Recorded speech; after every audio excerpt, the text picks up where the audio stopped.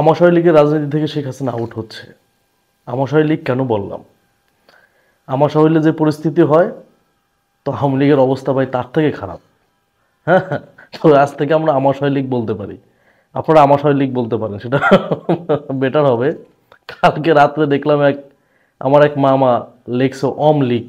হ্যাঁ, অম লীগ। যাই হোক, বাংলাদেশের সব থেকে বিনোদনের নামই হচ্ছে এখন আমাশয় লীগ, অম লীগ, ছাগল লীগ। ঠিক আছে, অনেক লীগ যাই বলতে পারেন, পালানোর লীগ, যেভাবে বলতে পারেন। শেখ হাসিনা আউট হচ্ছে। শুধু আওয়ামী লীগের রাজনীতি, আমাশয় লীগের রাজনীতি থেকে শেখ হাসিনা আউট হচ্ছে না, শেখ হাসিনা বাংলাদেশের রাজনীতি থেকে আউট হচ্ছে। আমি মনে করি অলরেডি হয়ে গেছে। 75% বললে ভুল হবে, 80% ডান।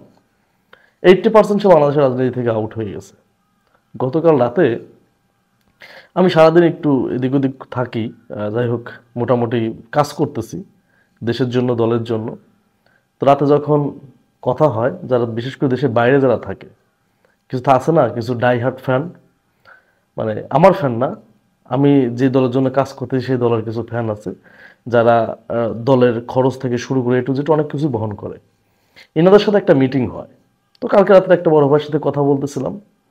তো আমার এলাকার এক স্বেচ্ছাসেবক লীগের এক নেতা ছিল, এলাকার মানুষের খুব জুলুম অত্যাচার করছে, খুবই জ্বালাইছে, কোনো কিছুই বাদ দেয় নাই। থানার দালালি থেকে শুরু করে মানে মানে মাদকদ্রব্য বিক্রি সব কিছুই করছে।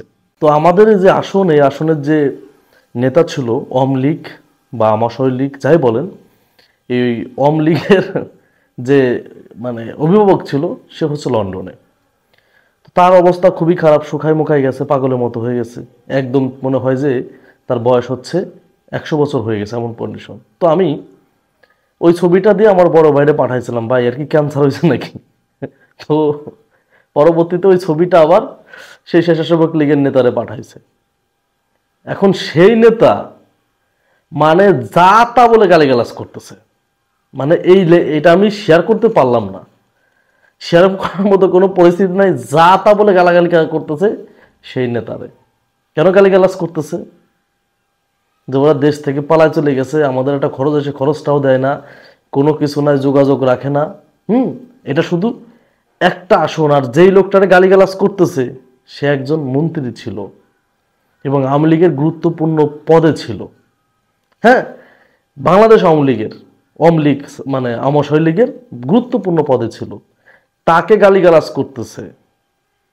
আবার সেই আওয়ামী লীগ বাংলাদেশে রাজনীতি করবে? ভাই, আপনারা ক্ষমতাটা এনে দিবে কে? ডোনাল্ড ট্রাম্প নিজে আসবে? বাংলাদেশে আমেরিকা শেখ হাসিনা পালানোর আগে অনেকভাবে চেষ্টা করছে যে একটা কোনোভাবে গণ অভ্যুত্থান ঘটানো যায় কিনা। বিশেষ করে পিটার ডিহাস দৌড়াদৌড়ি করছে। বাংলাদেশের জনগণ রাজপথে আসে নাই। আপনার শেখ হাসিনা কিন্তু পতন তখন হয়েছিল না। বিএনপি অনেকভাবে চেষ্টা করছে। তো এই যে আওয়ামী লীগ, আমাশয় লীগের সব নেতা বিদেশে, তাদেরকে রাষ্ট্র ক্ষমতায় কে এনে দেবে আন্দোলন করে? ছাত্রলীগের একটা নেতার ভিডিও ভাইরাল হয়েছে, দেখেন নাই? সে কি বলতেছে যে নেত্রী ডাক দিছে ফেব্রুয়ারি মাসে কিছু একটা করব। ভাবছেন এটা বলবো? এটা না। নেত্রী ডাক দিছে ফেব্রুয়ারি মাসে কিচ্ছু করব না, তোমরা বিদেশে বসে লাইভে বলবা আর আমরা রাস্তায় পিটানি খাবো, তা তো হবে না। পারলে তোমরা এসে সামনে দাঁড়াও, তোমাদের পিছে আমরা আছি। এটা হচ্ছে আওয়ামী লীগের নেতাকর্মীদের অবস্থা।